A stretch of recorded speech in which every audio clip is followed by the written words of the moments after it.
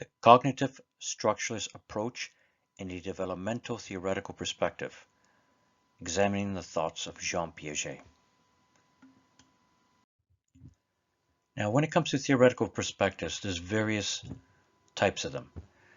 In this specific one, we'll be looking at a cognitive one that sees human development throughout the lifespan according to the Piaget version of structuralist approach. Specifically, the cognitive approach is one that could be described as a genetic epistemology, or maybe even developmental theory of knowledge. These are two ways it could be described. When we take this etymology of the word genetic epistemology, we see that the genetic refers to the origins, the genesis of things. And epistemology is one of the branches of philosophy which refers to knowledge. But put together, it is a process. It's a cognitive process which is a construction of the world in the ways of organization and adaptation as two primary things for Piaget. Now, Piaget had much research, really contributed a lot to the developmental psychology, as much as any other developmental psychologist. He's up there amongst the top. And when it comes to this genetic epistemology and cognitive psychology as a whole, he has certainly had shaped things concerning education. In fact, Albert Einstein once described Piaget's just analysis of these children's growth and how they think simply as, quote, so simple, only a genius could have thought of it, unquote. Here's a quick picture that shows the 4 stages which we'll examine. But first, a little bit more about Jean Piaget. Now, a little bit about his life. He was born in 1896 and lived till 1980. A long life. Was born in Switzerland, but eventually came to the United States. Did various professorships and worked with various people in the realm of especially psychology. Now, when it comes to lifespan development, and we look at that early stage of childhood, Piaget focused on that. He was not like the ideas of Baltus looking at different stages of the lifespan and each being valid and equivalent. He doesn't think in that way. He thinks that the youth part is the most important. The youth part is the key for cognitive development. It's an approach which concentrates on that area, going from newborn to around 11, 12 years old. And then from the 11, 12, it continues on into the adulthood without different cognitive changes. Now, the key here is that the child in the early stages, these 4 that he develops, has a different inherent way of processing cognition. And that is in various ways in the various periods of the 4 that he outlines. So let's take a look at those now. Now, the first stage is the sensory-motor period, from newborn to about 2 years old. Here the child begins to see existence in terms of that concept, not understanding it, but at least having some sense of seeing there's a difference between themselves and those things around them, from parents to objects of sorts. The key achievement is the object permanence, realizing that things continue to exist when they're not present. They may be in the dark, for example, but they're still there. Or they may not be in the room, but they're somewhere in the house and they know they have not disappeared in an absolute way.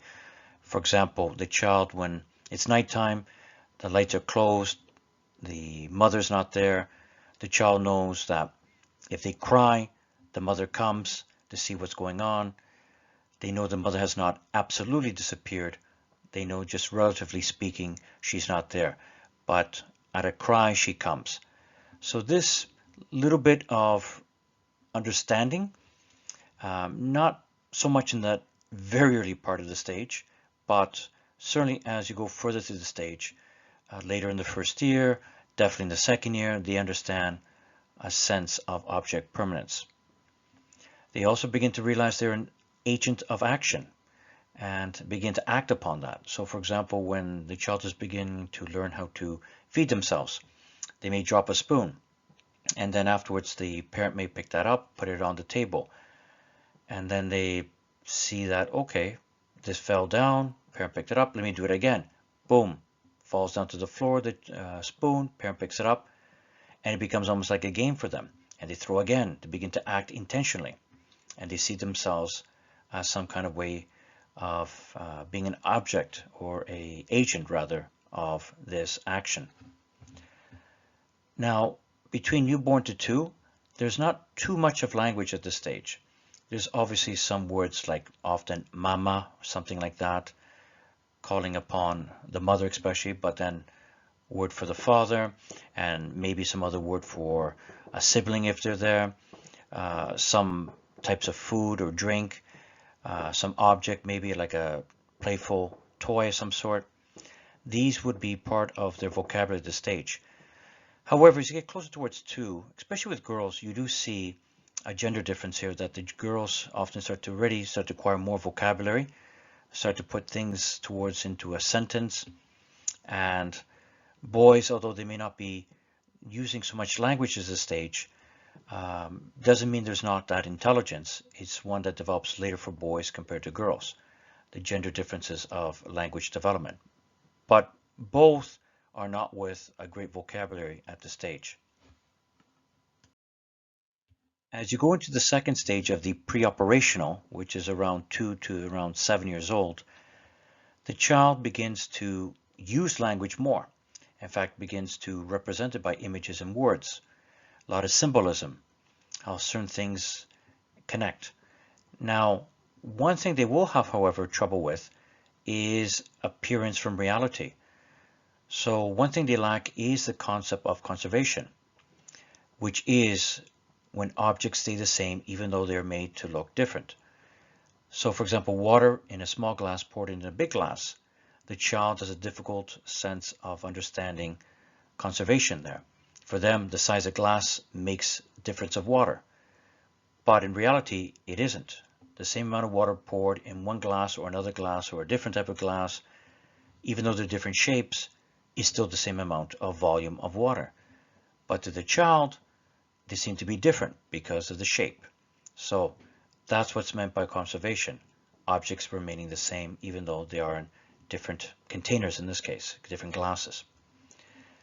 Other thing that comes up, of course, during this 2-3 years old, for example, is a lot of the famous terrible 2s, terrible 3s of egocentric thinking.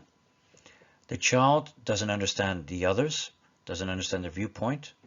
Whatever somebody else's goods, for example, becomes their good. You know, mine, they'll say. The idea about me, myself, and I is center, very much individualistic, looking at themselves. They want something, they want to touch something, they want not to eat something, they'll act upon it. They will be very much egocentric.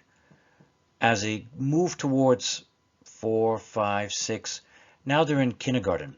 And because of the kindergarten school, being in school, they will have a need to connect with others because they'll be forced to do so. They will have to work with others. They will have to not be isolated, individualistic. They can't just hit someone or take things from someone. They have to learn to apologize. They have to learn to respect the others. They will slowly start understanding a little bit of viewpoint of others. Not profoundly, but while it is difficult, they will grow towards some kind of connection with others, interaction with others, working with others, sharing with others.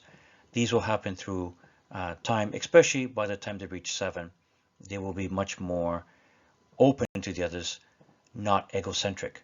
But certainly at the beginning of the stage, it's heavy on egocentricness.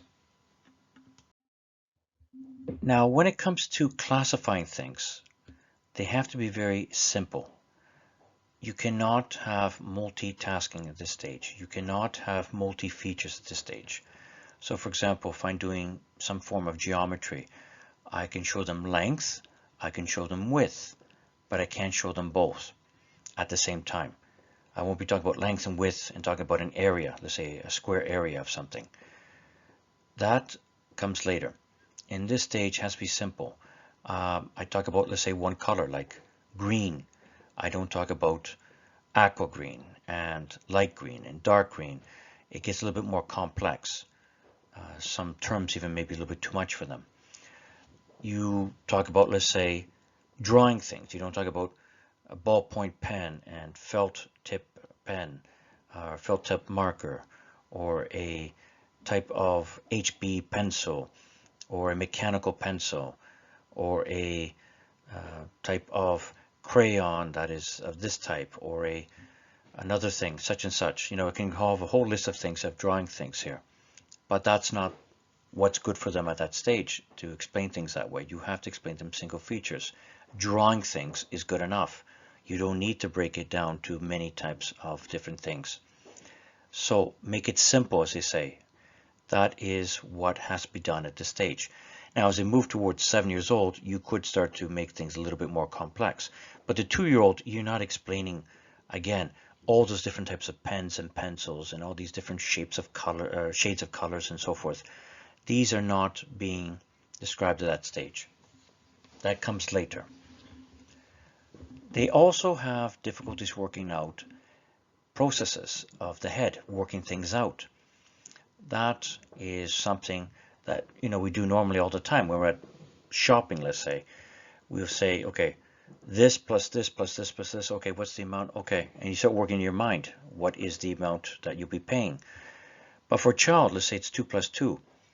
You say, okay, 2 fingers, count them, 1, 2, and you show it on their hand. And then the other hand, 2 fingers, 1 and 2, and you have them physically count it out.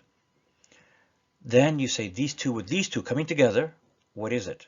Well, let's count them. 1, 2, 3, 4. So 2 plus 2 equals what? And they'll say 4, because they counted them there on their hand. But if you do this in terms of trying to work it on the head, all that, it's too much for them. That mental processing is not meant for a 2-year-old. As they move towards 7, they will start to do more of that in their brain, in their mind, in their head. But they have to work out things in the real world, physical, hands-on, so to speak, for the child.